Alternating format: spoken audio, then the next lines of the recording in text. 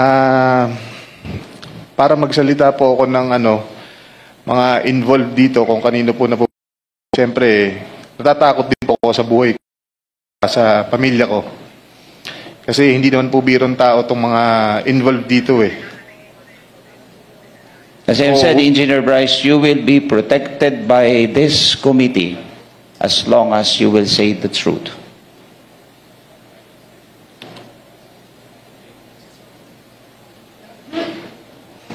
Pwede po bang huwag nyo na ako ibalik sa Senate, Your Honor?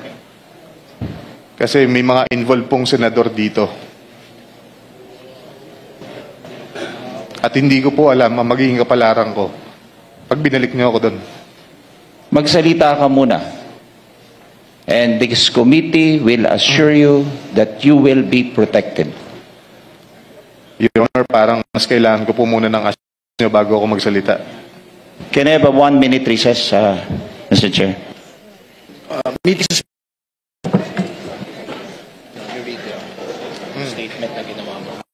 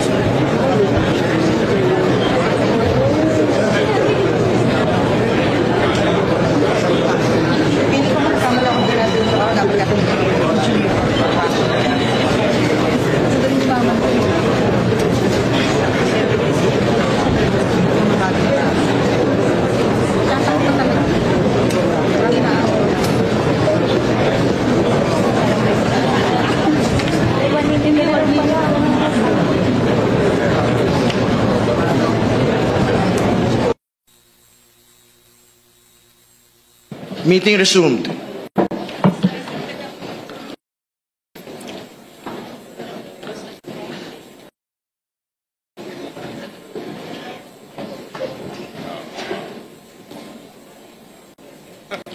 So the Engineer Hernandez is an assurance of safety and security. The committee commits to your safety and the safety of your family. We will coordinate with the Senate Blue Ribbon Committee to ensure that you may remain with the House. So within the day, we will speak with our Senate counterparts to make sure that you will remain with the House for as long as needed. Thank you, Your Honor.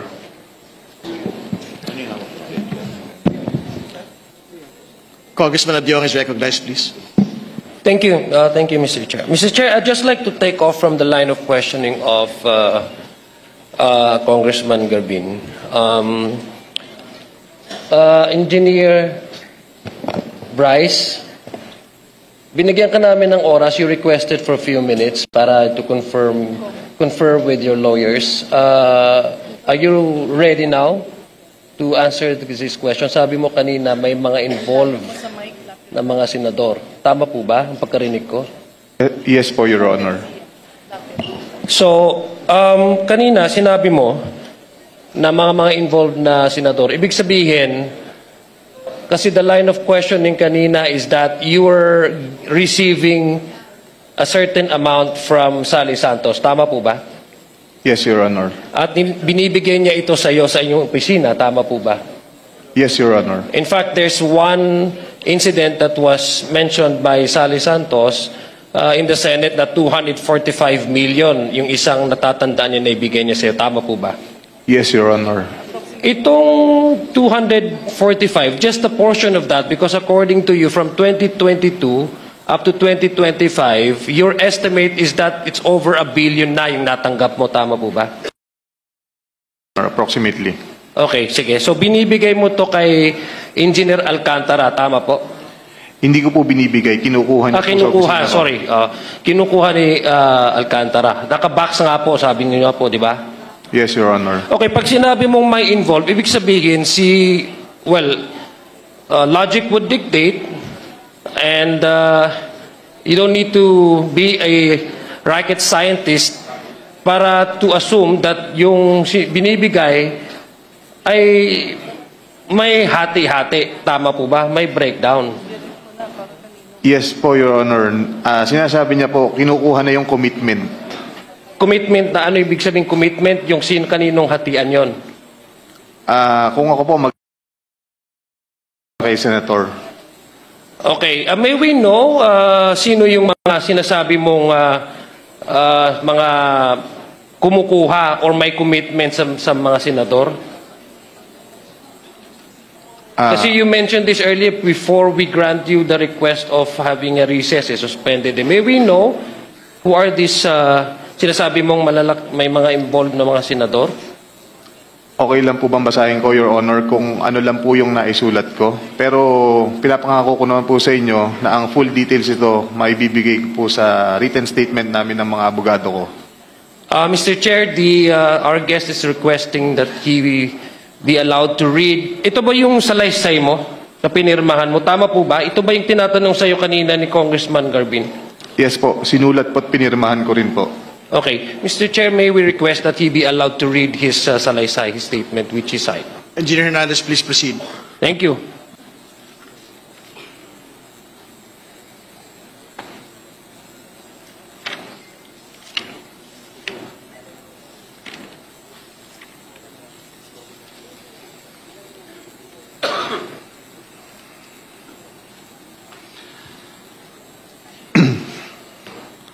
Good morning, Your Honor, Mr. Chair. Ako po si Bryce Erickson Hernandez, dating Assistant District Engineer ng Bulacan 1st District Engineering Office. Ako po ay na-contempt kahapon sa Senate Blue Ribbon Committee. Habang ako po ay nakadetain, nakapag-isip po ako at nagdesisyon na maglabas ng ilang nalalaman ko sa flood control project. Base po sa aking natatandaan sa ngayon. Tama po si Senator Lacson na ang mga engineers ng DPWH ay tila naging legman o bagman na lang. Kung tatanungin niyo po ako kung sino o kanino kami naging bagman, sasagutin ko na po ngayon.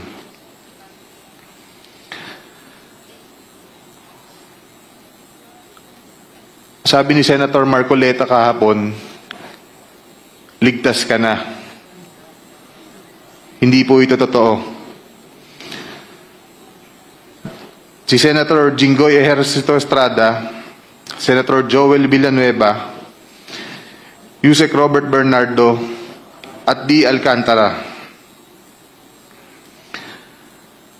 Si Senator Jinggoy po ay nagbaba ng 355 million ngayong 2025 sa mga ilang projects sa Bulacan.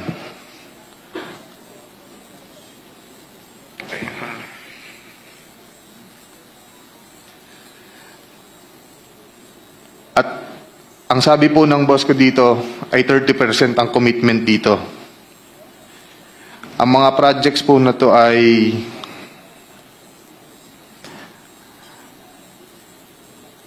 construction of flood mitigating structure with pumping station and floodgate phase 3 sa Hagonoy, Bulacan. Flood control mitigating structure with pumping station and floodgate sa Malolos, Bulacan. Hindi ko na po babasahin lahat to. Isasama ko po to sa aking written statement. No, mahalaga pong basahin yung buong listahan ng mga proyekto. Sige po, These are Your the line items that everyone has been talking about, so I think the nation deserves to know which particular line items that are in the GAA that are being implemented for these particular personalities. Mr. Chair, may I also request that he be directed to read the entirety of his salaysay? Yes. And not to select a portion of his salaysay. Para Yes, he will. I think he will be required to read the entire, but we need the specific line item in the General Appropriations Act to be able to tie these particular projects to political personalities, not just DPWH engineers, not just contractors. Please proceed. Mr. Chair, may I also ask that the amounts also be read? Yes, I think if it's important that the public will also know the Yes, amounts. if it is available, Engineer Hernandez, please mention the amount as well. Mr. Chair,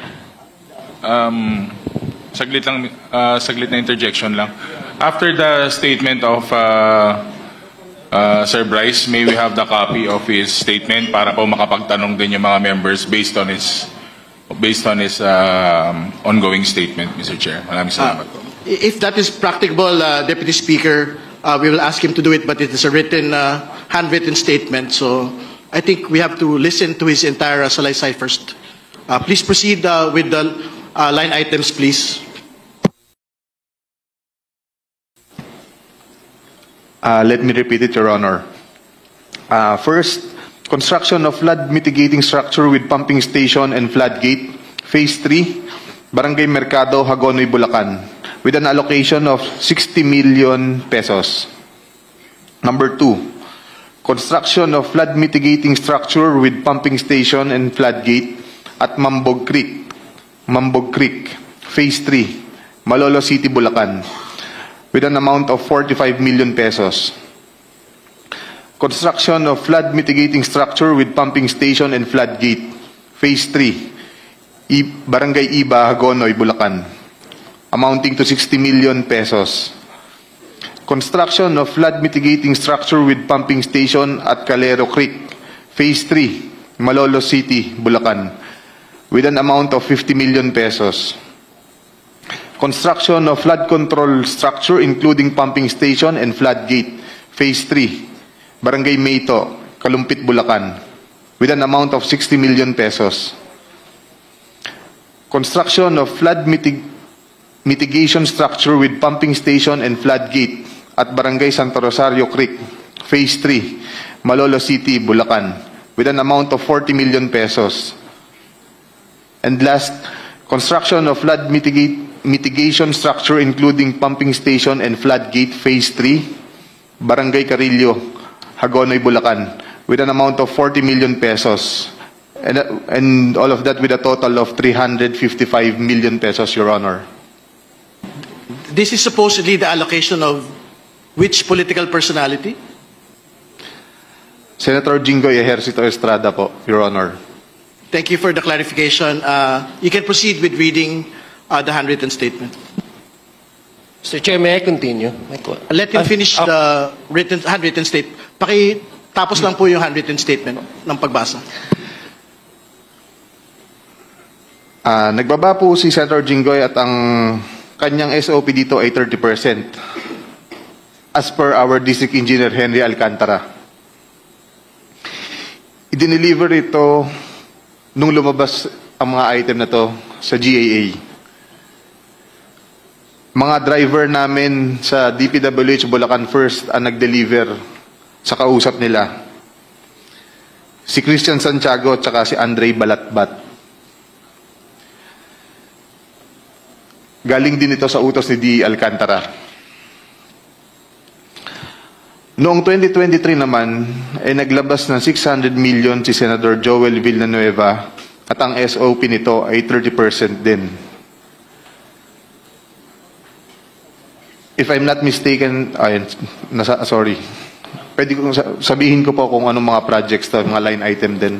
Please proceed with disclosing the line items so the nation may able to tie the line item to the political personality involved.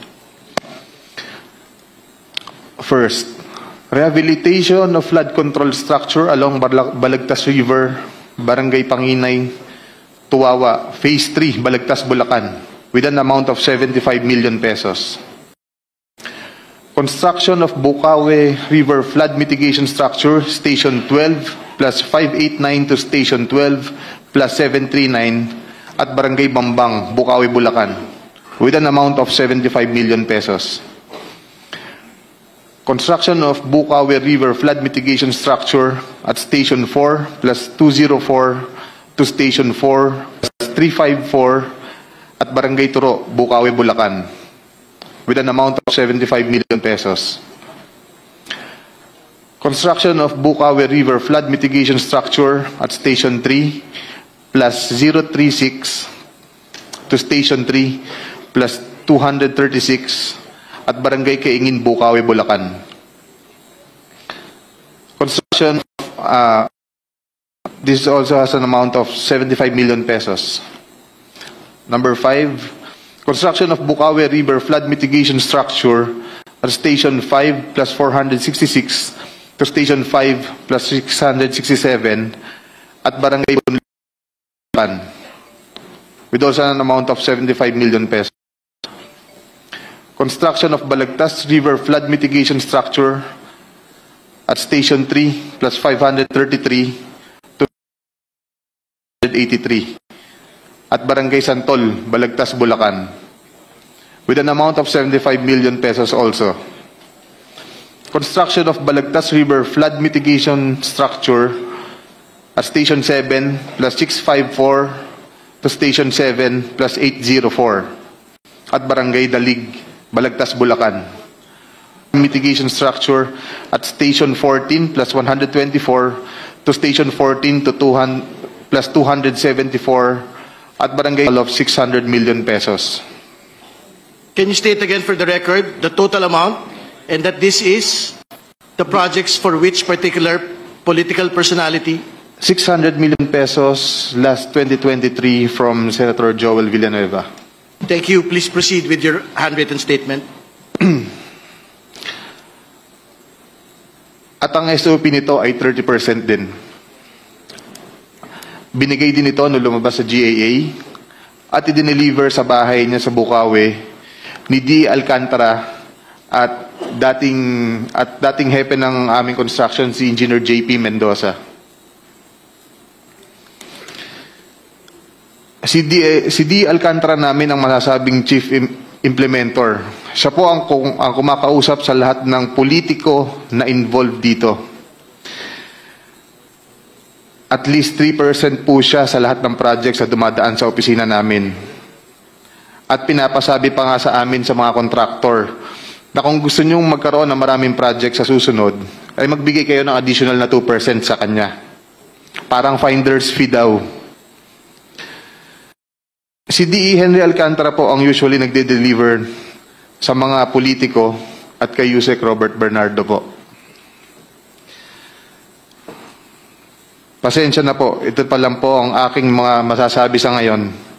Mabigyan lang po ako ng sapat na oras pagkakataon na makausap ang aking mga abogado. Handa na po akong maglabas ng lahat ng nalalaman ko pa. Maraming salamat po.